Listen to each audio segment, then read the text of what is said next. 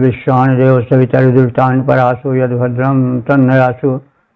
ओम भद्रं कर्णेभिः शृणुयाम देवा भद्रं पश्येमाक्षभिर्यजत्राः स्थिरैरङ्गैस्तुष्टुवांसुस्तनूभिः वेशेमहि देवहितं यदायुः।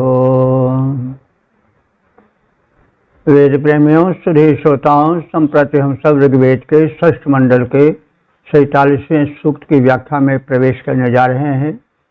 इस सूक्त में 31 मंत्रों का संकलन है।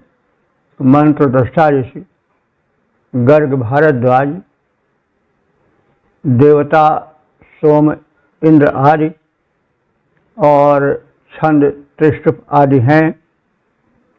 इस छठे मंडल के 47वें सूक्त के पहले मंत्र दृष्टा ऋषि गर्ग भारद्वाज, छंद त्रिष्टुप और देवता सोम हैं। शीर्षक है सोम रस की महिमा। अब संबंधित मंत्र का सर्वप्रथम सस्वर पाठ हो जाए। स्वादुष्किलाजं मधुमां उताजं देव्रः किलाजं रसवां उताजं उतान्वा अस्य पपिवां समिन्द्रन्न कश्चन सहत आहवेश। इस प्रथम मंत्र में सोमरस की महत्ता और इंद्रदेव के बल के मूल में सोमरस है, इस बात का कथन है। तो सोमरस के विषय में हम लोग पर्याप्त जान चुके हैं। सोम ऋग्वेद के 3 देवताओं में से एक देवता हैं, जो प्रमुख देवता हैं। सबसे अधिक महिमा मंडित देवता इंद्र है। उसके बाद अग्नि का नंबर आता है। फिर तीसरे नंबर पर सोम का सर्वाधिक महिमा मंडन है। तो सोम को सामान्य लोग, सामान्य रूप से लोग यही जानते हैं कि एक कोई आनंद प्रदायक रस, कुछ नशीला पदार्थ है। तो आनंद प्रदायक तो है, लेकिन यह नशीला नहीं, यह सात्विक है, बल वीर्यवर्धक है और सौम्य है, सुखद है, सात्विक है। यह हिमालय की ऊंची चोटियों पर पाया जाता है। इसकी लता सोमलता लाई जाती है, उससे रस निकाला जाता है। उसमें शोधन के पश्चात गोदुग्ध और अन्य उपयोगी द्रव्य मिलाए जाते हैं। तो यह एक नैवेद्य के रूप में समर्पित किया जाता है। इंद्र को यह सर्वाधिक प्रिय है। यह तो सोम का सामान्य परिचय है, लेकिन वास्तव में सोम रस केवल एक पेय नहीं है जो कि ऊर्जा प्रदान करता है और उत्साह प्रदान करता है, शक्तिवर्धन करता है, वरन यह वैश्विक ऊर्जा का मूल स्रोत है। संसार में जितनी शक्तियां हैं, चाहे पृथ्वी में उसकी आकर्षण शक्ति के रूप में हो या अन्य किसी रूप में, ग्रह नक्षत्रों में जो शक्ति है, जो धरा गगन को संभालने में, उसके संचालन में, नियमन में जो ऊर्जा है वो सोमजन्य है। तो सोम को वैश्विक ऊर्जा में व्यापक अर्थ में देखा जाना चाहिए। जैसा प्रसंग हो वैसा अर्थ करें। तो जो ऊर्जा है विश्व में जो फैली हुई है उसको वनस्पतियां सोखती हैं। तो सोमलता जो है उस ऊर्जा का विशेष शोषण करती है, इसलिए उसमें ऊर्जा का अधिक समावेश रहता है। तमाम ऐसे औषधियाँ हैं जो कि पंच तत्वों में उपयोगी तत्व सोख लेती हैं। उनके खान पान से मनुष्य में बल, वीर्य, सात्विकता और जरा व्याधि नाश के योग हो जाते हैं। तो यह तो है ही। तो ऐसी उपयोगी वनस्पतियों में सोम सर्वश्रेष्ठ है। संसार ऊर्जा से चल रहा है। ऊर्जा भिन्न भिन्न क्षेत्रों में, भिन्न भिन्न रूपों में है। वन में है, वनस्पतियों में है, प्राणियों में है, और उन्हीं के ऊर्जा से यह सब चल रहा है। जो ऊर्जा वातावरण में है उसे वनस्पतियां सोखती हैं। वे फल फूल अनादि के रूप में प्रकट होती हैं। शक्तियां खाद्य और पेय के रूप में। तो शाकाहारी जीव उसके सेवन से बल पाते हैं, जीवन पाते हैं। मांसाहारी जीव उन शाकाहारी जीवों का आहार करके जीवित रहते हैं, शक्तिमान बनते हैं। तो एक साइकिलिंग है, एक क्रम है जो चलता रहता है प्रकृति में। इंद्र श्रेष्ठ की सर्वोत्तम शक्ति है। उसके पास सोम शक्ति का विशेष संचार है। वो सोम को पसंद भी बहुत करता है। तो इन सब तथ्यों की छाया में हम मंत्रों के अर्थ के ज्ञान में, सूक्ष्म ज्ञान में प्रवेश करें तो मंत्र की उपयोगिता और उसका आशय सरलता से सुग्राह्य हो जाएगा।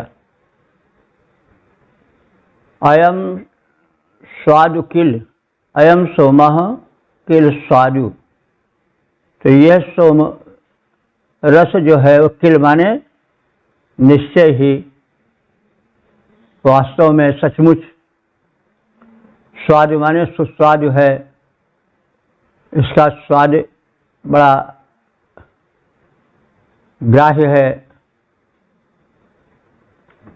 उत माने और, अयम मधुमान। यह सोमरस मधुमान माने मीठा है। अयम तीव्र किल, किल माने सचमुच। यह सोम जो है तीव्र है, तीखा है। उत अयम रसवान, और यह रसीला है। अस्य पपिवांसम इंद्रम, इसको पीने वाला इंद्र आहवेशु कहचन न सहते। आहवेश माने युद्धों में, आहो माने युद्ध होता है, सप्तमी बहुवचन है आहवेश। युद्धों में कहचन न सहते, किसी को भी नहीं सहन कर सकता है। अर्थात संग्राम में कोई भी उसे हरा नहीं सकता है, कोई भी परास्त नहीं कर सकता है, कोई ठहर नहीं सकता है उसके सामने, क्योंकि उसके पास सोम शक्ति जन्य पर्याप्त बल है। तो यह संस्कारित सोमरस सुस्वादु, सुमधुर, तीव्र और रसीला है। यह सोमरस जब इंद्र पी लेता है तब संग्राम में उसे कोई परास्त नहीं कर सकता है, उसके सामने कोई ठहर नहीं सकता है। सुस्वादु, मधुर, रसवान सोम अत्यधिक शक्ति है उपजाता। पी लेता जब सुरेंद्र, कोई रण में न पराजित कर पाता। ओम वेद प्रेमियों, सुधीर श्रोताओं, संप्रति हम सब ऋग्वेद के षष्ठ मंडल के 47वें सूक्त के दूसरे मंत्र की व्याख्या में प्रवेश करने जा रहे हैं। मंत्र दृष्टा गर्ग भारद्वाज, छंद त्रिशुप, देवता सोम, शीर्षक है सोम की महिमा। अब संबंधित मंत्र का सर्वप्रथम सस्वर पाठ हो जाए। अयं स्वादुरिहमधिष्ठ आसजस्येन्द्रो वृत्रहत्ये ममादा पुरोणिजश्चोत्नाशम्बरस्य विनवतिन्नवच देह्यो ओहन्। दूसरे मंत्र में सोम शक्ति की प्रशंसा है। सोम पान से इंद्र में आसुरी शक्तियों के विनाश की अपूर्व क्षमता जागृत होती है, इसका कथन है। यह अयम स्वादु मदिष्ठा आस, यह माने यहाँ, अयम यह सोमरस स्वादु पीने में अत्यंत स्वादिष्ट है। मदिष्ठा माने मद माने होता है हर्ष, और मदिष्ठा माने हर्षप्रद है। और यश इंद्र वृत्र हत्ते ममाद, यश माने जिस सोम के पान से इंद्र वृत्रवध में उत्साहित हुआ है। वृत्र हत्ते माने वृत्तासुर के संहार में, ममाद माने उत्साहित हुआ है, हर्षित हुआ है, हर्षोल्लास से उत्साह से भर गया है इस सोमपान से। तो यह शंबरस से पूर्णि चेतना और इस सोमपान से हर्षोल्लसित जागृत शक्ति वाला इंद्र, शंबरस से माने शंबरासुर नाम के दैत्य के पुरूणि चौतना, पुरूणि माने पुरों को, नगरों को, चौतना माने नष्ट कर देने वाला बन गया। देहया नवतिम नवचा विहन, और उस शत्रु से संबंधित नवतिम, नव माने 99 पुरियों को विहन माने विनष्ट कर डाला। तो यह स्वादिष्ट सोम रस हर्ष प्रदायक है। इसे पीकर उत्साहित, हर्षोल्लसित इंद्र ने वृत्तासुर का विनाश किया है, शंबरासुर के अनेक दुर्ग नष्ट किए हैं और उनके 99 पुरियों को ध्वस्त कर डाला है। स्वादिष्ट सोमरस हर्षजनक अतिशय उत्साह प्रदायक है। इसका जब पान किया सुरेंद्र ने, जो कि सुरों का नायक है, वृत्तासुर का वध कर डाला, शंबर के दुर्ग विनष्ट किए, उसके 99 नगरों को उस सुरेंद्र ने ध्वस्त किए। ओम वेद प्रेमियों, सुधी श्रोताओं, संप्रति हम सब ऋग्वेद के षष्ठ मंडल के 47वें सूक्त के तीसरे मंत्र की व्याख्या में प्रवेश करने जा रहे हैं। मंत्र दृष्टा गर्ग भारद्वाज, छंद त्रिशुप, देवता सोम, और शीर्षक है सोम की महिमा। अब संबंधित मंत्र का सर्वप्रथम सस्वर पाठ हो जाए। अजं मे पीत उदिजर्ति वाचमजं मनीषामुशते मजेगः अजं षडुर्वीरमिमे तधीरो न जाभ्य भवनं कच्चनारे। इस तीसरे मंत्र में सोमरस की संरचनात्मक शक्ति, कर्तृत्व शक्ति, उसकी महत्ता का कथन है। पिछले दो मंत्रों में तो इंद्र के बल के वर्धन के रूप में सोम का विशिष्ट अर्थ केंद्रित था, लेकिन इस तीसरे मंत्र में सोम के वैश्विक व्यापार का अर्थात सृष्टि के अन्य कृत्यों के संचालन में उसका क्या महत्वपूर्ण योगदान है, इसका कथन है। तो अयम पीतः में वाचम उत इयर्ति, अयम माने यह, पीतः माने पिया गया सोमरस, में वाचा मुझ ऋषि के अथवा स्तुतिकर्ता या उपासक के, वाचा माने वचनों में उच्चता लाता है, श्रेष्ठता बनकर यर्ति माने आगे बढ़ता है। तात्पर्य कि सोमपान करने से हम उपासकों की वाणी में, स्तुतिकर्ताओं की वाणी में स्फूर्ति जगती है। तो शक्ति की उपासना जो करेगा, जो पौष्टिक आहार को ग्रहण करेगा, उसमें शक्ति का उद्गीरण, शक्ति का विस्तार होगा ही। तो सोम एक शक्ति है जो भिन्न भिन्न माध्यमों से आती है। खान पान से भी उसका संबंध है, विचारों से भी उसका संबंध है, और वाणी से भी संबंध है, सक्रियता से संबंध है। और सोम के इस व्यापक शक्ति का कथन ऋषि कह रहा है।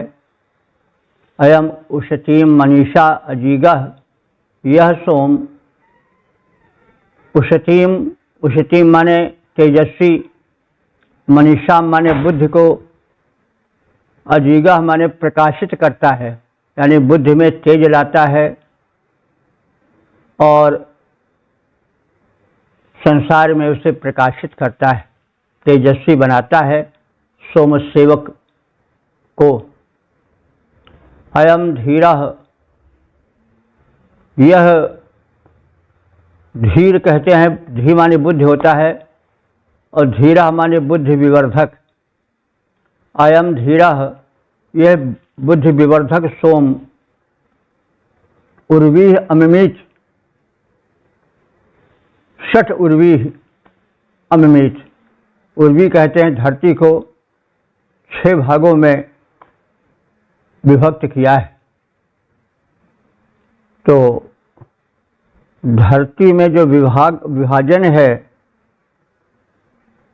महाद्वीपों के रूप में, वो इसी सोम के कारण है। तो ऐसा कहा जाता है कि पहले यह संपूर्ण पिंड जो है भूमि का एक में जुड़ा हुआ था। उसके बाद धीरे धीरे प्लेटें खिसकने लगीं और उससे द्वीपों का निर्माण होने लगा। आप अगर विश्व के मानचित्र को देखें तो अमेरिका महाद्वीप और अफ्रीका महाद्वीप को जोड़ दिया जाए तो वो बिल्कुल समझ पड़ता है कि एक ही भाग से निकले हैं। खिसकने लगी प्लेटें और महाद्वीप बनते गए। इसी तरह से ऑस्ट्रेलिया महाद्वीप को देखा जाए खिसका करके तो बंगाल की खाड़ी में वहाँ लगाकर जोड़ दिया जाए। समझ पड़ता है कि पहले भारत से यानी सब जुड़ा हुआ था, फिर बाद में प्लेटें खिसकती गईं और महाद्वीप बनते गए। तो आज का विज्ञान भी कहता है, तो इस सोम शक्ति ने ही पृथ्वी के 6 भाग किए। तो 6 भाग में Asia, Africa, America, Europe, Australia और ध्रुव प्रदेश आ सकते हैं। तो इस तरह से अयम धीरः, इस बुद्धिवर्धक सोम ने षट उर्वी पृथ्वी को 6 भागों में विभक्त कर दिया है। याभ्या आरे कतचन भुवनम न,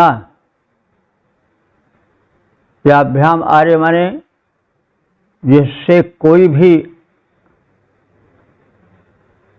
अधिक भूभाग नहीं है, भुवनम ना भुवन नहीं है, यानी ये 6 भाग ही मुख्य रूप से पृथ्वी के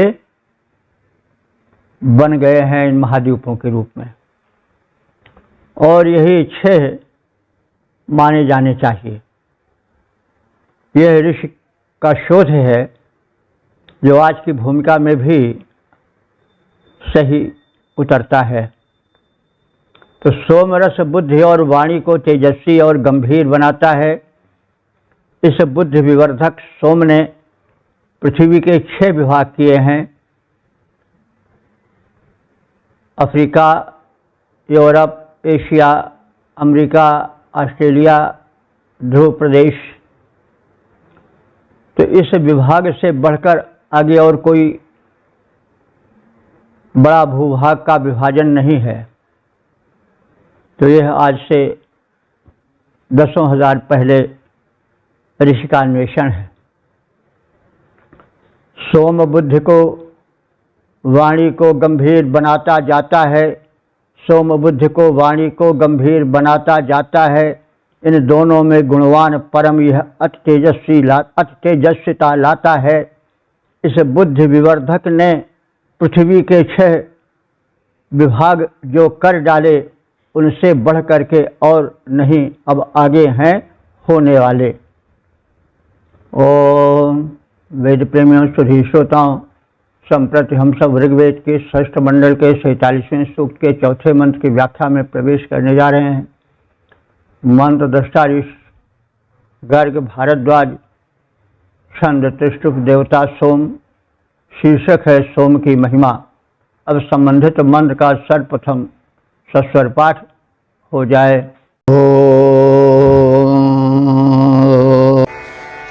अयं सजा परिमाणं पृथिव्या भर्ष्माणं दिवो अगृणादयं सह अयं पेजोषं तिसृष प्रवत्स सोमो दाधारोर्वा अंतरिक्षम्।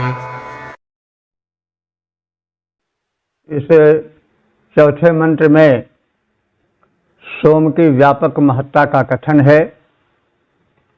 इस सोम ने अंतरिक्ष में पृथ्वी पर द्युलोक को विस्तार दिया, सुदृढ़ किया, जल में शक्ति संचार किया, औषधियों में गुण और शक्ति का सर्जन किया, गोदुग्ध में अमृत तत्व स्थापित किया। तो यह जितने कारनामे हैं सृष्टि के, वो सब सोम शक्ति से ही प्रेरित हैं। तो इस प्रकार से सोम शक्ति की महत्ता और व्यापकता का कथन इस चौथे मंत्र में है। सह अयम सोमा, यह वही सोमरस है, यह जिसने पृथिव्या वीरमाणम अक्रणोत, पृथ्वी को अत्यंत वीरमाणम माने विस्तृत, अक्रणोत माने किया है। यानी सोमरस के कारण ही पृथ्वी में पृथ्वीत्व आया है, विस्तार आया है।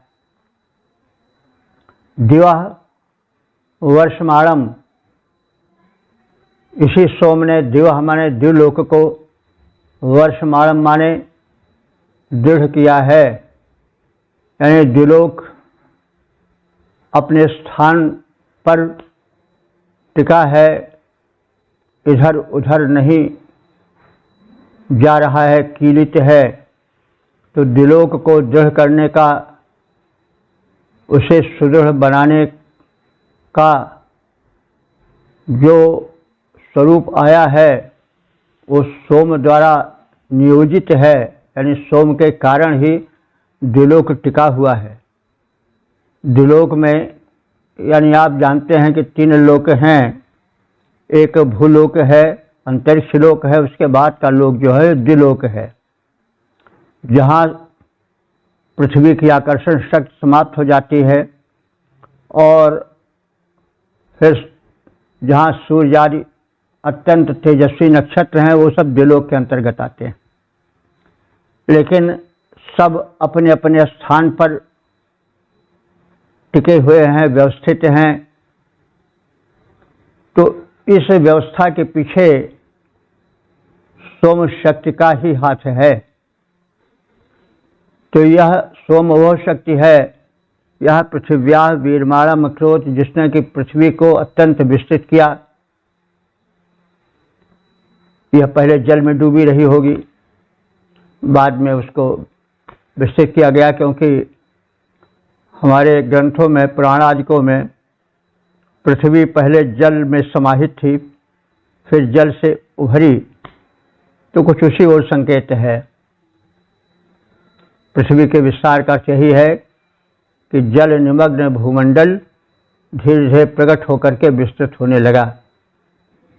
तो यह सोमशक्ति के परिणाम स्वरूप हुआ है। दिवा वर्षमाणम, इस सोमशक्ति ने द्विलोक को भी अत्यंत सुदृढ़ करके स्थापित किया है। अयम सह, यह वही सोम है जिसने त्रिशिषु, इन तीनों में, प्रवत्सु पीयूषम, अत्यंत बलशाली अमृत को दाधार माने धारण कराया है। तो ये 3 क्या हैं? औषधियाँ, जल और गाय। तो इन तीनों में इस सोम शक्ति ने ही अमृत रस स्थापित किया है। उरु अंतरिक्षम, और अंतरिक्ष को, आकाश को विस्तृत किया है और विस्तृत करके स्थापित किया है। इस सोम शक्ति ने ही अंतरिक्ष, पृथ्वी और द्विलोक को सुविस्तृत और सुदृढ़ किया है। इसी ने जल, औषधियों और गोदुग्ध में अमृत स्थापित किया है, अर्थात अमृत तुल्य गुण से उन्हें परिपूरित किया है। ये सोम शक्ति का ही सारा कर्तृत्व है।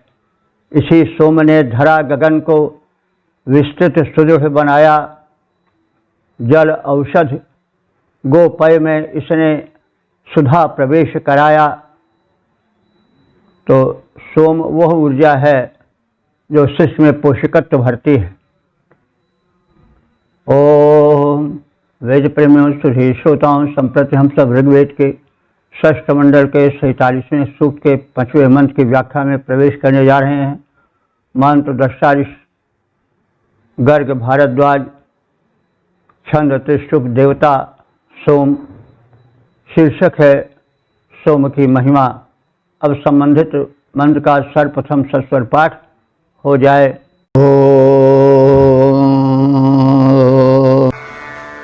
अजं विदच्चित्रदृशे एकवर्णः शुक्रसद्मनामुषसामनीके अजं महान् महता स्कम्भनेनोद्यामस्तभ्रात् वृषभमरुत्वान्।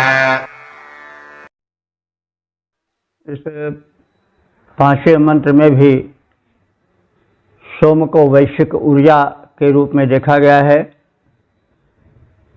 और इसी के प्रभाव से सृष्टि में एक सुव्यवस्थित संचालित प्रारूप के दर्शन होते हैं। तो सृष्टि में एक नियमबद्धता है, जो एक व्यवस्था है, वो इसी सोम शक्ति के कारण है। तो शुक्र सद्मना नाम उषसाम अनिके। तो शुक्र माने सफ़ेद निर्मल, सद्मना नाम माने अंतरिक्ष में सद्म कहते हैं घर को, लेकिन यहाँ अंतरिक्ष के विशाल घर के और यह सद्म शब्द संकेत करता है। तो शुक्र सद्मना नाम माने निर्मल अंतरिक्ष जिसका सद्म है, घर है। शुक्र सद्मना नाम, शुक्र सद्मा नाम यानी शुभ्र या निर्मल अंतरिक्ष जिसका घर है, सद्म है। सद्म कहते हैं घर को। तो यह जो व्यापक अंतरिक्ष है वो उषा का घर है, क्योंकि उषा बड़ी व्यापक है। तो व्यापक के लिए व्यापक आवास भी होना चाहिए। तो सद्म, यह जो अब यहाँ अंतरिक्ष का नाम नहीं लिया गया है, लेकिन अंतरिक्ष का अर्थ होगा। तो शुक्र सद्म ना नाम उषसाम अनिके यानी निर्मल अंतरिक्ष जिसका घर है, ऐसी उषसाम अनिके माने उषाओं के समूह में। अनिक माने समूह, अनिक सेना के अर्थ में भी प्रयुक्त होता है, लेकिन सेना भी बहुसंख्यक होती है, उसका एक समूह होता है। एक दो आदमी से सेना बनती नहीं है, तो वो भी अनेक व्यक्तियों का समूह होता है, हजारों का, लाखों का। तो अंत में वह बहुसंख्यक होने के कारण बाद में सेना के ही अर्थ में रूढ़ सा हो गया। वैसे अनेक का अर्थ होता है समूह, तो यहाँ पर उसी समूह के रूप में अनेक का अर्थ हुआ है।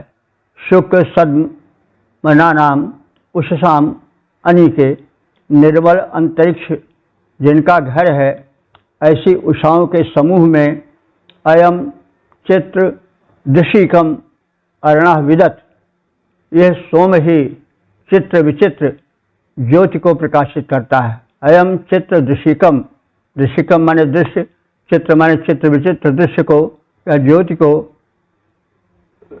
अर्णः विदत स्थापित करता हुआ दिखाई देता है।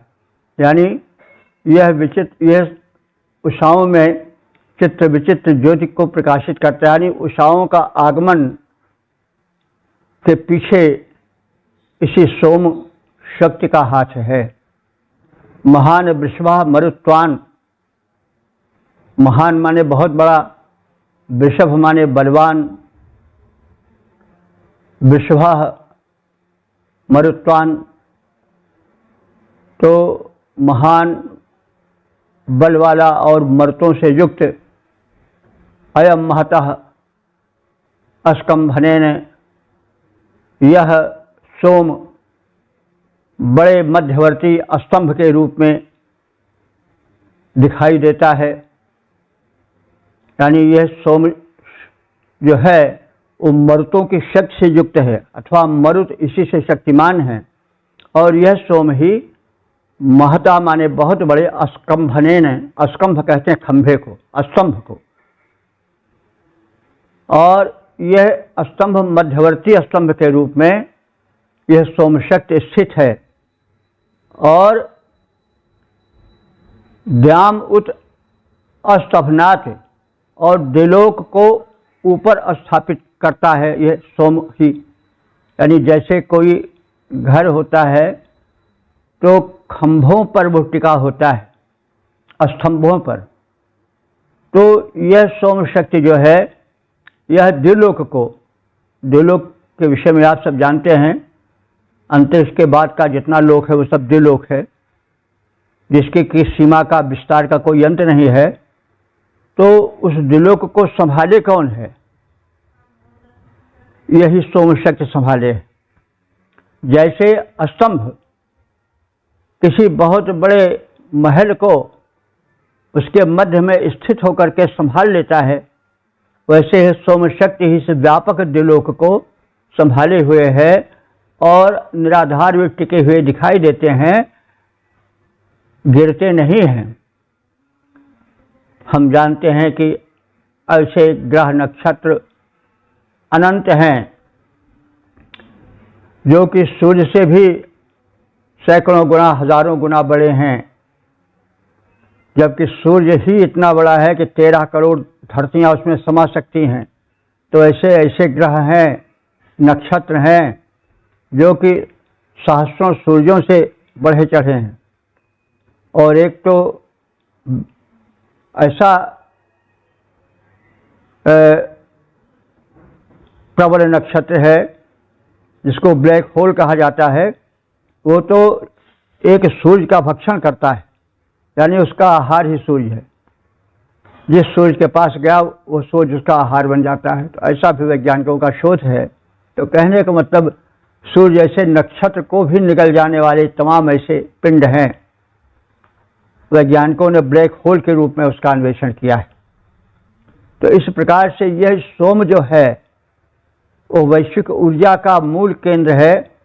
और अयम महता अस्कंभनेन द्याम अस्तभनात्, द्याम माने द्विलोक को इस सोम ने ही एक महान अस्कंभ माने खंभा बन करके, स्तंभ बन करके उसको संभाल लिया है, वो गिरने नहीं पा रहा है। तो सोम शक्ति का ही कमाल है सब कुछ। तो निर्मल अंतरिक्ष में अवस्थित उषाएं सोम की विचित्र ज्योति से ज्योतित हैं। यह सोम परम बलशाली मरुतों के साथ सुदृढ़ स्तंभ द्वारा द्विलोक को धारण किए हुए है। ज्योतित है व्योमस्थ उषाएं, इसी सोम के द्वारा ज्योतित हैं व्योमस्थ उषाएं, इसी सोम के द्वारा इसने दृढ़ स्तंभित करके स्वर्ग लोक को धारा। ओम वेद प्रेमियों श्री श्रोताओं, संप्रति हम सब ऋग्वेद के षष्ठ मंडल के 47वें सूक्त के 6ठे मंत्र की व्याख्या में प्रवेश करने जा रहे हैं। मंत्र दृष्टा गर्ग भारद्वाज, छंद त्रिष्टुप, देवता इंद्र। शीर्षक है सोम पानार्थ, इंद्र से अनुरोध। अब संबंधित मंत्र का सर्वप्रथम सस्वर पाठ हो जाए। धृषत्पिबकलशे सोममिन्द्रवृत्रहाशो रसमरे वसो नाम माध्यन् दिने सवन आवृषस्वरजिस्थानो रजिमस्मासु धेहि। इस 6ठे मंत्र में उस परम शक्ति जो इंद्र के रूप में ऋग्वेद में कथित है, उसकी शक्तिमत्ता सोम पर ही आधारित है। यानी शक्ति ही शक्तिमान के स्वरूप को सुदृढ़ करती है, प्रारूप देती है। इन्हीं सब बातों पर शाक्त संप्रदाय की नींव पड़ी होगी, क्योंकि जब शक्ति नहीं है तो शिव शव हो जाता है। तो ऊर्जा सोम है और जो ऊर्जा का परम अधिष्ठान है वह इंद्र है। तो ऊर्जा और इंद्र, शक्ति और शक्तिमान के संबंध पर प्रकाश डालते हुए यह कहने की चेष्टा की जा रही है कि यह वैश्विक ऊर्जा अथवा शक्ति सोम है और सृष्टि का सर्वाधिक शक्तिमान व्यक्तित्व जो है वह इंद्र है। तो इंद्र शक्तिमान है और सोम शक्ति का स्रोत है। तो दोनों का घनिष्ठ संबंध है। शक्तिमान शक्ति के बल पर ही तो महान बनता है। तो शक्तिमान जो है वो शक्ति की उपासना करता है, शक्ति को ही अपने में समेटता है, तभी वो शक्तिमान बनकर प्रकाशित होता है। तो इंद्र शक्तिमान है, परम सशक्त स्वरूप वाला है, और सोम उसकी शक्तिमत्ता है। तो सोम से ही उस परम शक्तिमान इंद्र की शक्तिमत्ता बढ़ती है, जागृत होती है। इसी संदर्भ में उस इंद्र से अनुरोध है कि वह कलशस्थ सोमरस जो नैवेद्य के रूप में यज्ञ स्थल पर रखा हुआ है उसका पान करे और उसकी विवर्धित शक्ति लोक कल्याण में लग जाए। भक्ति भावना से आपूरित ऋषि कह रहा है, शूर हे शौर्यवान शूरवीर इंद्र, वृत्रहा वसूनाम समरे वृत्तहंतात। तो वसूनाम समरे, जब धन प्राप्ति के हेतु समर हो, युद्ध हो, तो हे वृत्रहा इंद्र, तुम उस संग्राम में विजय पाने हेतु कलशे सोमम धृषत, कलश में रखे गए सोम को पियो, उसका पान करो। मध्याह्न दिने सवने, मध्याह्न काल में जो सवन होता है उस सोम का भी पान करो। आप सब जानते हैं कि यज्ञ 3 काल में होता था। ऋग्वेद काल में, प्रातः काल में, मध्याह्न काल में और सायंकाल में। तीनों कालों में ताज़ा तरोताज़ा सोम रस निचोड़ा जाता था और संस्कारित किया जाता था, परिष्कृत किया जाता था और इंद्र को समर्पित किया जाता था।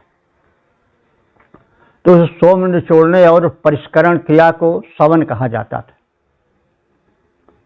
तो यहाँ पर माध्यम दिने सवने, जो मध्याह्न काल में सोम का सवन होता है, उसमें हे इंद्र तुम सोम पान करो। अविशस्व अपने बल में वृद्धि लाओ। रई अस्थाना रईम अस्मासु धेहि, और धनाधार बनकर।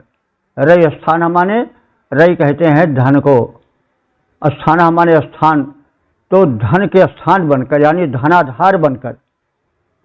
अस्मासु हम सब में, रईम धेहि, रई माने धन को, धेहि माने धारण कराओ, यानी हे धनाधार इंद्र, तुम धनाधार हो और धनाधार बनकर हमें संसार के धन ऐश्वर्यों से परिपूरित करो, यह आशय है।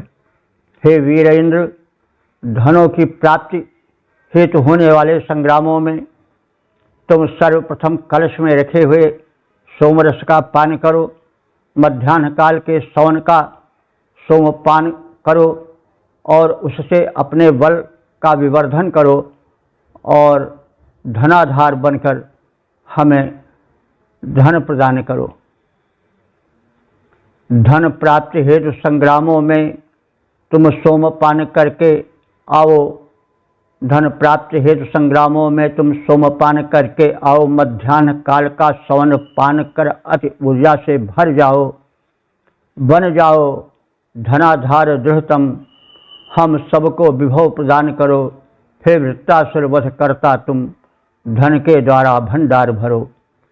तो इस प्रकार से ऊर्जा का जो रूप है वो सोम में समाहित है। सोमपान से उत्साहित ऊर्जस्वल हुआ इंद्र अपने आराधकों को युद्ध में विजयी बनावे और धन धान्य से परिपूरित करे। तो वही धन के अनेक रूप हैं। द्रव्य धन है, विद्या धन है, बुद्धि धन है, शक्ति धन है, स्वास्थ्य धन है, धन की अनंत कोटियां हैं और धन ही धन्य करता है। धन से हीन प्राणी का जीवन नहीं होता है। न बंधु मध्य धनहीन जीवनम। किसी नीतिवान ने कहा है कि वरम बने सिंह गजांद्र सेवितम, वरम वरम सिंह गजेंद्र सेवितम, न बंधु मध्य धनहीन जीवनम। अच्छा है कि हम शेर और हाथियों के चिघाड़ के बीच में जीवन बिता लें, लेकिन भाई बिरादरी के बीच में दीनहीन बनकर न रहें। तो भाई धन की महिमा है और धन कई प्रकार के होते हैं। धन को केवल द्रव्य तक ही नहीं, उसके विस्तृत अर्थ में लेना चाहिए। और धन का अपना महत्व होता है। जुड़ जाते नए रिश्ते, अगर जर पास होता है, टूट जाता गरीबी में जो रिश्ता खास होता है। तो भाई धन का अपना परम महत्व है। इसलिए वैदिक ऋषि उपासक बार बार धन हेतु प्रार्थना करता है उस परम शक्तिमान से, क्योंकि धन ही जीवन को धन्य बनाता है। धन के विषय में हम व्यापक रूप से प्रकाश डालते रहते हैं। धन का अर्थ केवल धन ही नहीं समझना चाहिए, द्रव्य ही नहीं समझना चाहिए, वरन सभी प्रकार के ऊर्जाओं को, शक्तियों को, चाहे पद हो, चाहे वैभव हो, चाहे बल हो, चाहे बुद्धि हो, चाहे विद्या हो, सब धन ही की कोटियां हैं और इनसे ही मनुष्य धन्य बनता है। तो हम धन्य बने, धन प्राप्त करें।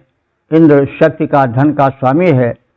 वो सोमपान से अधिक सशक्त, उत्साहित, हर्षोल्लास से भर जाता है। अस्तु भक्ति भाव पूर्वक समर्पित सोमरस का पान कर वो हम आराधकों को धन धान से परिपूरित करे, यही कथन है। तो धन प्राप्ति हेतु संग्रामों में तुम सोमपान करके आओ, मध्याह्न काल का सवन पान कर अति ऊर्जा से भर जाओ, बन जाओ धनाधार दृढ़तम, हम सबको विभव प्रदान करो। हे वृत्तासुर वध करता तुम, धन के द्वारा भंडार भरो। ओम वेद प्रेमियों, सुधी श्रोताओं, संप्रति हम सब ऋग्वेद के षष्ठ मंडल के 47वें सूक्त के 7वें मंत्र की व्याख्या में प्रवेश करने जा रहे हैं। मंत्र 28 गर्ग भारद्वाज, छंद त्रिष्टुप, देवता इंद्र। शीर्षक है धन प्राप्ति, शत्रु संकट मुक्ति हेतु प्रार्थना। अब संबंधित मंत्र का सर्वप्रथम सस्वर पाठ हो जाए। इंद्र प्रणः पुर एतेव पश्य प्रणो नय प्रतरं पश्यो अच्छा भवासु पारो अधिपारजो नो भवासु नीतिरुतपामनीतिः।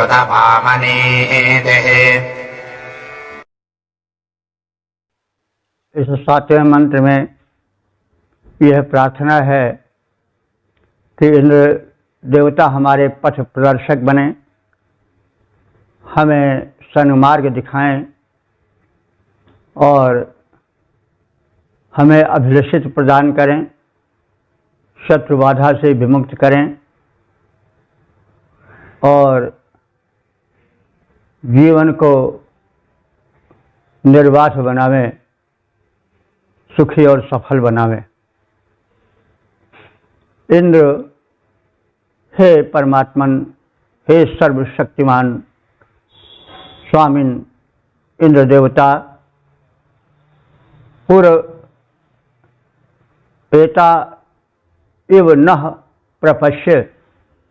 पुर एता माने अग्रगामी पथ प्रदर्शक की भांति, नः प्रपश्य हम सब पर विशेष ध्यान रखो, यानी हमको विशेष रूप से देखो। अर्थात जैसे कोई पथ प्रदर्शक होता है तो वह आगे आगे चलता है, रास्ता बताता है और पीछे मुड़कर देखता जाता है कि कहीं कोई भटक तो नहीं गया है, बिछड़ तो नहीं गया है। तो वैसे यहाँ यह कहा जा रहा है कि हे भगवान, तुम हमारे पथ प्रदर्शक हो। इस भटकन भरे संसार में तुम हमें ले जाने वाले हो आगे, हाँ तुम अग्रगामी हो, हम तुम्हारे पश्चातगामी हैं। तो जैसे अग्रगामी अगुआ या पथ प्रदर्शक आगे रास्ता दिखाता है, साथ साथ पीछे देखता चलता है कि कहीं कोई भटक तो नहीं गया है, वैसे हे इंद्र तुम हमारे पथ प्रदर्शक बनो। पूरे एता माने हमारे आगे आगे चलो, हम पर दृष्टि रखो, हम कहीं भटक न जाएं। वस्यः अच्छ प्रतरः न प्रणय। तो वस्य माने श्रेष्ठ आवास देने वाले, वास देने वाले, आश्रय देने वाले, धन से हमें अच्छ माने भली भांति प्रतरः परिपूरित करो और नः प्रणय हमें उस धन के समीप लाओ। सुपारः भव हमारे लिए पार करने वाले हो जाओ, अर्थात हम इस संसार सागर में डूब उतरा रहे हैं, पार कराओ। अथवा जैसे कोई जलराश नदी आज को पार करा देता, वैसे तो हमारे सुपारा श्रेष्ठ पार करता भव माने हो जाओ। यानी मैं जो भंवर में भटक रहा हूँ, इस भ्रम जाल से हमें निकाल कर हमारे उद्धार करने वाले हो जाओ। यहाँ भक्ति भावना का निदर्शन है, समर्पण है। हे इंद्र नः अति पारः, तुम हमें भली भांति शत्रुओं से छुड़ाओ। हे इंद्र सुनीतिज्ञ, तुम सुनीतिज्ञ हो।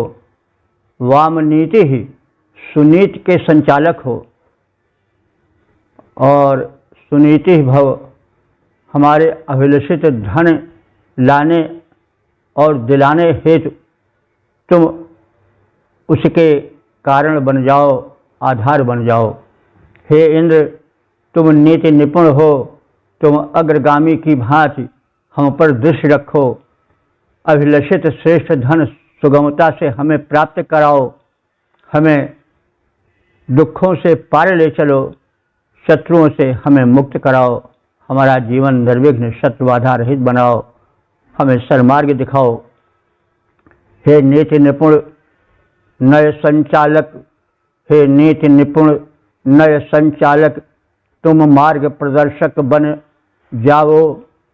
हम पर निज दया दृष्टि करके हम पर निज दया दृष्टि रखो।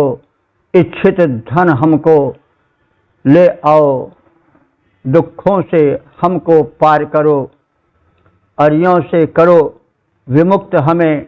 हे इंद्र देवता, करो अभिलषित धन द्वारा संयुक्त हमें।